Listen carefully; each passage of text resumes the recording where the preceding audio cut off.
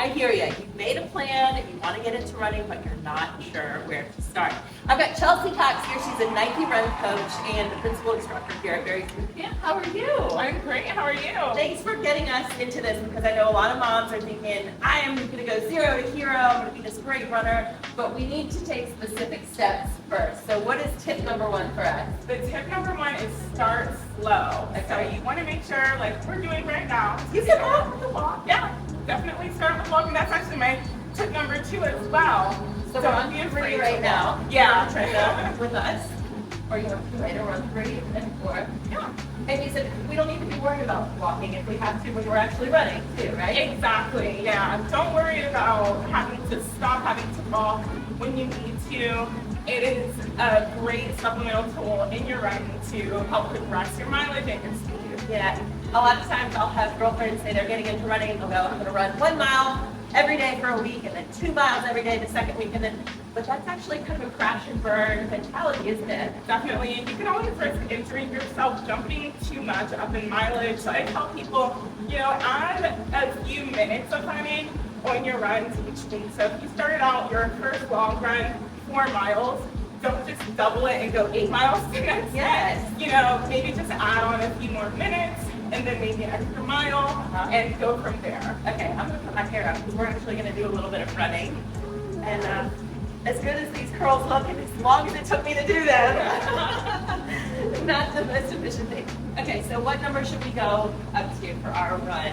Let's hit a half point. So let's go up to 4.5. Okay, we're at 4.5. And we'll start a little speed walk, light jog.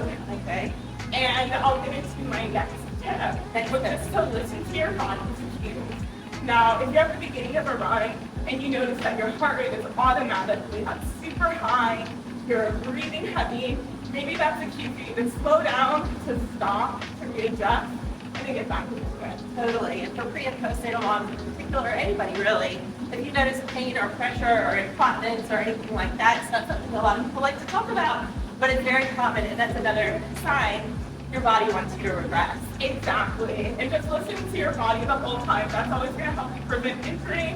A lot of people, they say, oh man, I hurt myself during this run. And I'm like, well, when you felt that pain, did you stop? They're like, no, I didn't I know, stop. we can be very stubborn as runners, can't we? And it's a repetitive pounding, so Yeah. you gotta think of that. Okay, what's your next tip? So my next tip would be to recover. So after your run is done, make sure that you're recovering properly and stretching, getting into good nutrition, getting in plenty of hydration, some water. And then get kind of sleep. Your body needs all of that What's to that? recover. Sleep? Yeah. Definitely don't get enough, but And you say nutrition, what kind of nutrition does Berry's typically recommend? so we have awesome protein shakes outside for after class. That's always a good start. I tell people, even if you don't like protein shakes, getting in a good mixture of like fast carbs and protein, so maybe like tuna and crackers, something like that, Yeah, carbs are okay. Carbs are not the devil, right? Carbs are not the devil, for Okay, sure. should we pick up the pace and sprint on the way Yeah, home? let's hit a little 7. 7. How we feel there. And then the last one is to build slowly. Build slowly. Now that means in our actual workout, in our actual run slowly. But same with speed over time. Definitely, yeah. So just making sure that each point you hit is a slow progression, not an acute progression from the last. So if your goal was to hit an 8.0 in class, and then like the next time you come to class, your goal is to hit a 12.0, maybe just pick that 9.0 first. Very good. Oh, Chelsea Cox, thank you so much. She is the Nike running coach, Berry's principal instructor. Honored to be here. If you enjoyed this episode of Your Day with Unicorn, please like, comment, share, and subscribe to that notification bell so you can find out when our next video comes out. Let's raise the end. Here we go. Go, go, go, go, go, go.